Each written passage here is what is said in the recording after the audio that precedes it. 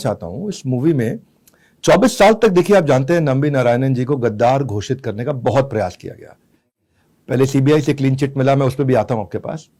मेरे मन में एक प्रश्न तो आता है, मूवी मैंने देखी नहीं है, अभी मैं देखूंगा। जो उनको गद्दार घोषित करने का प्रयास किया, इसका फायदा हो किसको रहा था, क्यों किया जा रहा था ये? 1994 में सैटेलाइट लॉन्च मार्केट शुरू हुआ था।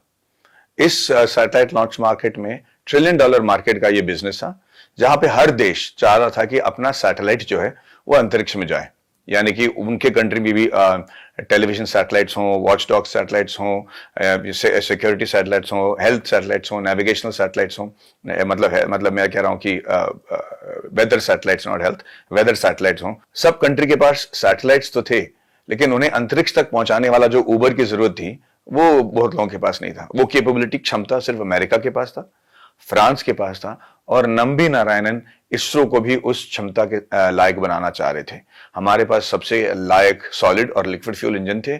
हमारे पास क्रायोजेनिक इंजन नहीं था, जो जरूरत था उसको स्पेस में पोजीशन करने के लिए, जिसकी वजह से उन्होंने रशिया से ये क्रायोजेनिक इंजन मंगवाए थे, द KBT-1 इंजन, जो इंडिया को प्रॉमिस किए गए थे। लेकिन उस वक्त USSR टूटकर सब कुछ बिखर रहा था, और कई साजिशों की वजह से, मैं कहूंगा कि पिक्चर आप देखिए तो आपको समझ में आएगा, कई साजिशों की वजह से इंडिया को वो इंजन नहीं दिया जा रहा था, क्योंकि वो नहीं चाह रहे थे कि इंडिया इसमें compete करे, क्योंकि कॉस्ट वाइज जो हंड्रेड्स ऑफ मिलियंस में लोग पैसे मांग रहे थे सैटेलाइट्स को अंतरिक्ष में पहुंचाने के लिए, वहां 70-60 मिलियन के आसपास में नंबी नारायण साहब करने को पूरी कोशिश कर रहे थे। तो कई लोग थे जो इस भारत को आगे नहीं आने दे रहे थे।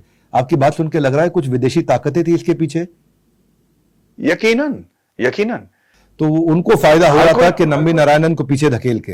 ये तो मतलब जाहिर है, और हर एक देश को अपने अपने भलाई के लिए जो कुछ भी करना चाहिए वो करना जरूरी है, और उनको वो सारी एफर्ट्स मुबारक हो, लेकिन इंडिया को भी ये चीजें करनी चाहिए। माधवन जी, आपने नंबी नारायणन जी का जीवन जिया है पिछले कुछ सालों में। मैं थोड़ा मेरी रिसर्च टीम को बधाई दूंगा, उन्होंने काफी रिसर्च करी और बताया कि आपने अपना वजन कम कराया, आपने वजन बढ़ाया, आपने बहुत मेहनत करी, आपने अब प्रोड्यूसर बने, डायरेक्टर बने, एक्टर बने, जीवन अब 4-5 साल आपने खूब तपस्या करी, आपने बहुत अच्छी मेहनत करी।